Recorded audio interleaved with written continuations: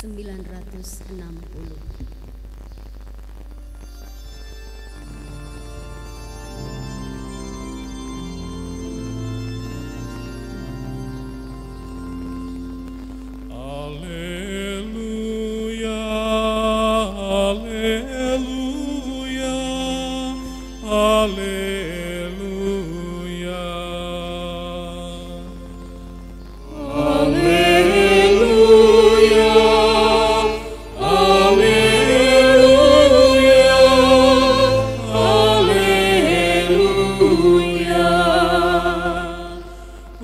Kebenaran akan memberi kesaksian tentang Daku, dan kamu pun harus memberi kesaksian sabda Tuhan. Haleluya, haleluya, haleluya.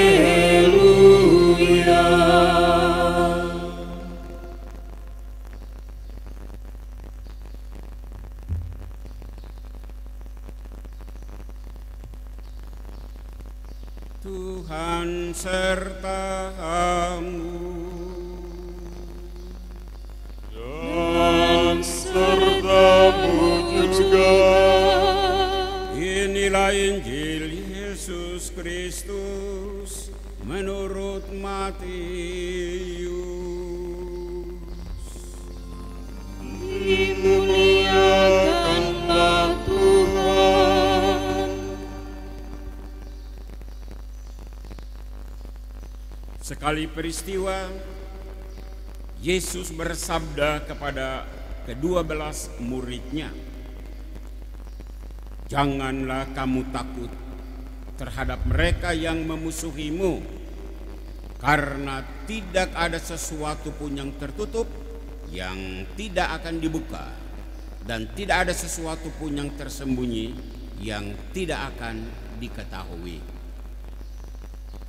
Apa yang aku katakan kepadamu dari dalam gelap, katakanlah itu di dalam terang. Dan apa yang dibisikkan ke telingamu, beritakanlah itu dari atas rumah. Janganlah kamu takut kepada mereka yang dapat membunuh tubuh, tetapi tidak berkuasa membunuh jiwa. Takutlah terutama terhadap Dia yang berkuasa membinasakan baik jiwa maupun tubuh di dalam neraka. Bukankah burung pipit dijual 2 ekor seharga 1 keping uang terkecil? Namun seekor pun tidak akan jatuh ke bumi di luar kehendak Bapamu. Dan kamu rambut kepalamu pun terhitung semuanya. Karena itu jangan kamu takut, sebab kamu lebih berharga daripada banyak burung pipit. Setiap orang yang mengakui aku di depan manusia, aku juga akan mengakuinya di depan Bapa-Ku yang di surga. Tetapi siapa saja yang menyangkal aku di depan manusia, aku juga akan menyangkalnya di depan Bapa-Ku yang di surga." Demikianlah Injil Tuhan.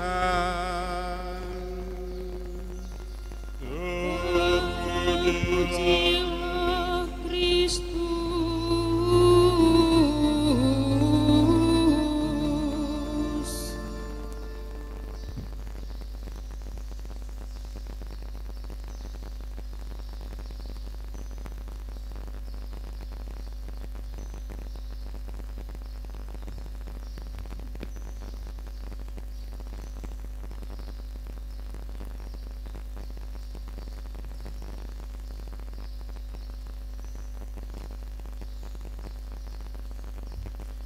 Jangan takut kepada mereka yang hanya membunuh badanmu. Matius 10:28. Bapak-bapak, ibu-ibu, saudara-saudari, dan anak-anak umat paroki katedral, umat Tiga Raja dan umat Santa Cecilia. Bahkan umat manapun atau siapapun yang saat ini sedang mengikuti siaran dari gereja katedral. Jangan takut. Jangan takut. Kata-kata Yesus ini, seruan Yesus ini ditujukan kepada 12 murid 2000-an tahun yang lalu. Jangan lupa kata-kata yang sama itu juga ditujukan kepada kita abad ini, termasuk kita di Timika, termasuk kita di Papua, termasuk kita di Indonesia. Jangan takut. Sebuah teguran bagi mereka yang tidak punya nyali untuk omong tentang kebenaran. Tapi bisa juga peneguhan. Jangan takut, itu peneguhan bagi calon-calon nabi yang berani bersuara. Calon-calon nabi pemberani abad ini. Dalam konteks berani bersuara, menyampaikan kebenaran, hari Minggu ini saya ingin mengangkat seruan 57 imam asli Papua pada hari Senin tanggal 8 Juni minggu lalu di rumah Imam Projo Keuskupan Jayapura. Judul dari seruan itu, seruan para pastor Katolik pribumi dari 5 keuskupan seregio Papua. Sebuah seruan yang amat berani. Isinya 3 poin. Poin pertama tentang rasisme. Poin kedua tentang menolak ketidakadilan. Dan poin yang ketiga, menolak segala bentuk kekerasan kepada umat Tuhan di tanah Papua. Saudara, saya minggu ini mau membatasi diri hanya pada poin yang pertama yang diangkat para imam pribumi, yakni masalah rasisme. Rasisme yang menjadi kausa prima sejumlah peristiwa kekerasan di Papua,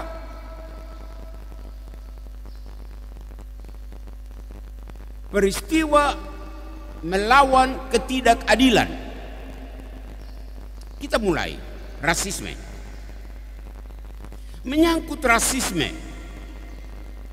saya berangkat dari kasus pemicunya, yaitu kasus Surabaya 16 Agustus 2019. Mahasiswa Papua diteriaki monyet. Ayolah, coba dengan kepala dingin dan akal sehat, saudara coba renungkan. Kalau benar orang Papua itu monyet, maka konsekuensinya apa? Sangat dahsyat. Di sini saya mengikuti semua yang ada di Facebook dan saya mencatat isi Facebook dari seorang anak Papua.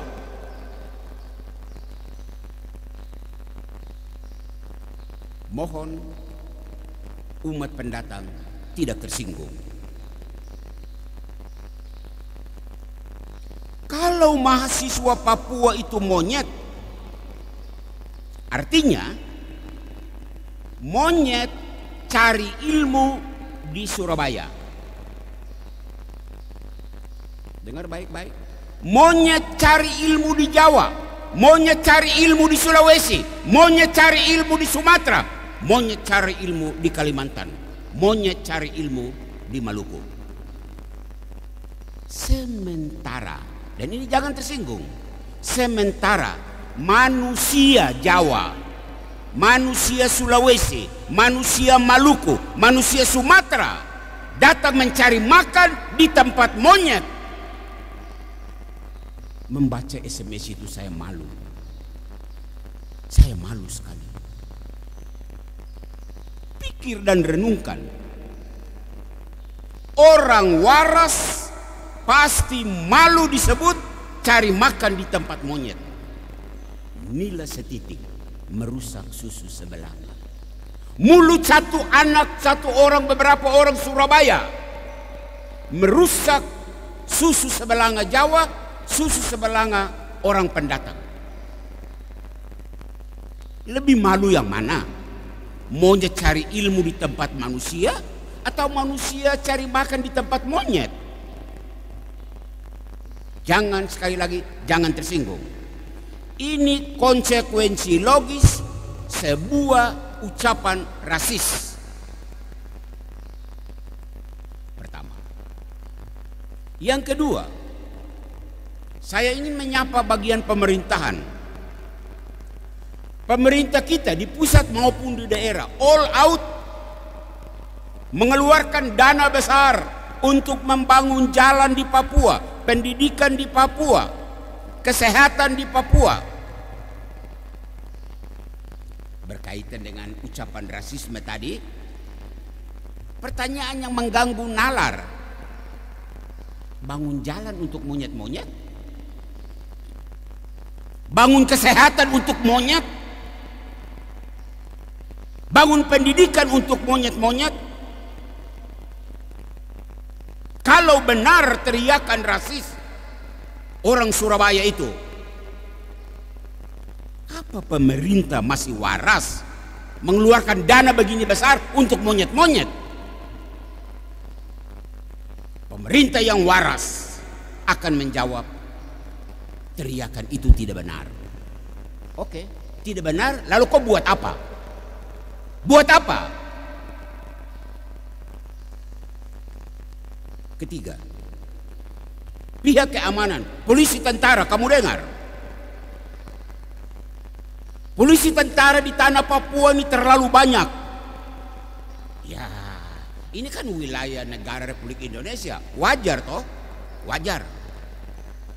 Tetapi Anda hadir di tanah ini dengan segala perlengkapan keamanan yang hebat-hebat. Saya Pastor Amandus hanya mau bertanya,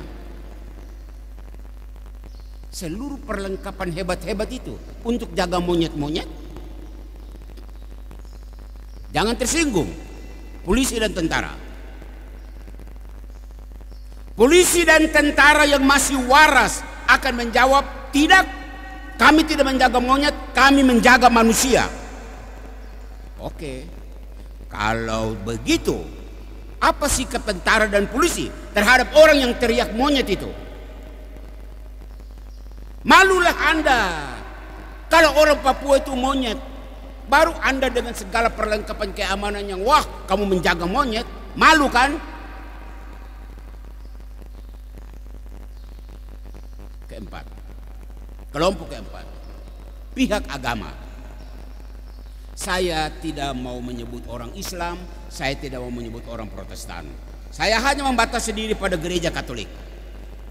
Pastor dan suster, sejak zaman Belanda sampai zaman pemerintahan Indonesia ini, luar biasa pastor dan suster begitu banyak datang di Papua untuk melayani.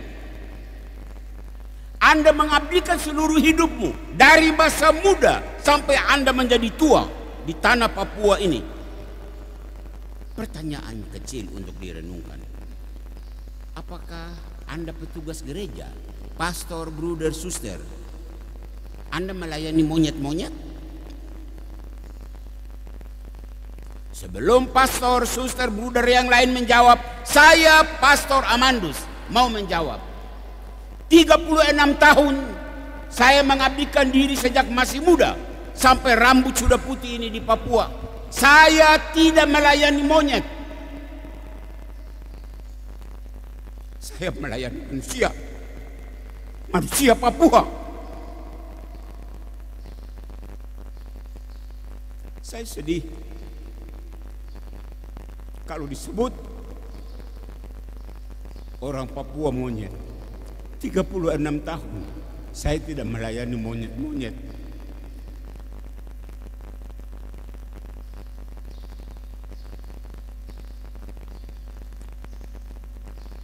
Kelima, terakhir, anak cucu guru-guru perintis. Kamu pasang telinga dengar baik-baik. Kamu pernah mendengar cerita dari kamu punya orang tua, kamu punya tete nenek, pertama kali datang di Papua tahun 20-an, tahun 30-an. Mereka bercerita bahwa mereka bertemu monyet-monyet. Apakah kamu mendengar cerita bahwa orang tuamu datang mengajar monyet-monyet? Tidak, bukan? Kalau tidak, anak cucu perintis, jangan diam. Buat sesuatu dong untuk saudara-saudaramu orang Papua. Di sini gereja Katolik yang masih waras, gereja harus membantah. Masa gereja bekerja keras hanya untuk melayani monyet-monyet? Saudaraku yang terkasih, Bapak, Ibu, dan anak-anak, kalau semua pihak tidak setuju dengan labelisasi monyet untuk orang Papua, lalu mengapa selama ini kita diam? Mengapa? Bagi orang Kristiani, Katolik maupun Protestan, hari ini Yesus bersabda di dalam Injil, apa yang dibisikkan ke telingamu, beritakanlah itu dari atas atap rumahmu. Matius 10:27b. Syukur pastor-pastor pribumi Papua yang berjumlah 57 orang, minggu lalu mereka sudah bersuara. Kenapa hanya pastor asli Papua bersuara? Karena gereja tidak bicara, karena gereja besar ini diam, maka anak-anak Papua bersuara. Di mana suara petugas gereja yang lain? Di mana suara hierarki gereja? Ingat kekuatan besarmu. Kalau gereja-gereja kecil, gereja-gereja lokal, katakanlah saudara-saudara kita Protestan, itu gereja lokal, mereka bersuara gampang untuk dibungkam. Tetapi kalau gereja universal yang satu, kudus, Katolik dan Apostolik, kalau gereja universal itu bersuara, sulit dibungkam. Kenapa? Bunyi di Timika, bunyi di Jayapura, bunyi di Jakarta, bunyi di Roma, bunyi di seluruh dunia. Pakai kekuatan ini, pakai kemampuan ini untuk mendampingi saudara-saudaramu Papua yang terhina, yang dihina, yang tergeser, yang digeser. Ini bukan hanya masalah orang Papua. Ini masalah kemanusiaan. Orang Papua itu manusia. Nabi Yeremia dalam bacaan yang pertama tadi kita dengar, Nabi Yeremia menjadi tokoh inspiratif. Yeremia menderita, Yeremia dikejar, Yeremia dianiaya karena ia melaksanakan tugas kenabian, menjadi corong untuk menyuarakan nasib bangsa Israel yang tertindas di tanah pembuangan. Yeremia tampil luar biasa. Lah kita bagaimana? Sebagai anggota gereja, kita semua jemaat Kristiani, Papua, non Papua, kita semua dituntut untuk hadir sebagai nabi di zaman ini. Faktanya apa? Banyak orang takut bersuara, takut tampil di depan. Banyak umat khawatir akan nasib duniawinya, takut kariernya, takut omong, nanti dimusuhi, nanti dijauhkan, proyek tidak dapat karena melawan mainstream. Asap dapur tidak mengepul, keluarga makan apa? Untuk orang semacam ini yang berpikiran semacam ini, hari ini Yesus menyapa Anda. Jangan takut kepada mereka yang membunuh badanmu tetapi tidak berkuasa membunuh jiwamu. Matius 10:28. Gereja harus berani karena ada dasar. Wilayah gereja adalah wilayah moral. Wilayah moral itu apa? Keadilan dan kebenaran. Wilayah gereja bukan wilayah politik. Karena gereja memang tidak berpolitik.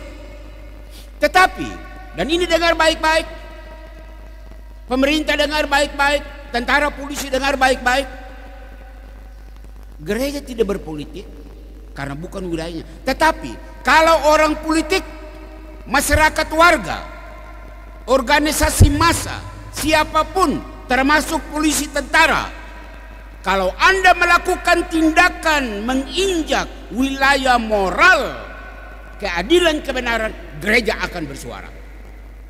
Karena Anda menabrak wilayah kami. Kalau gereja tampil di publik untuk bersuara, harap Anda jangan berkata gereja berpolitik. Bukan. Gereja melakukan tugasnya. Anda menginjak wilayah saya harus bersuara. Saya diam, saya berdosa. Akhirnya, Bapak-bapak, Ibu-ibu, saudara-saudari, anak-anak, dan siapapun yang mengikuti siaran ini, dari mimbar gereja katedral ini, atas dasar firman hari ini,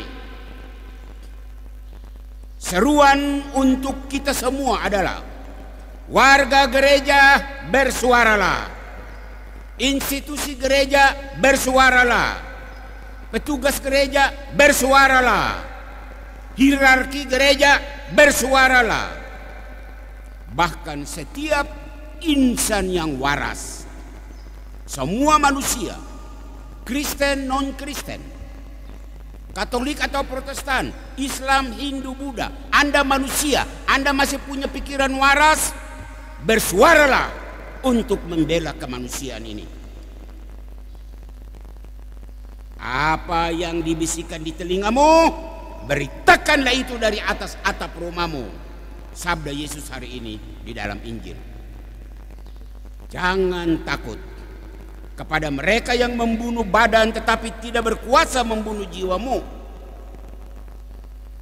Takutlah terutama kepada Dia yang berkuasa membunuh baik tubuh maupun jiwamu di neraka. Tuhan memberkati saudara-saudara kita Papua. Tuhan memberkati saudara-saudara kita pendatang. Tuhan memberkati kita semua. Amin.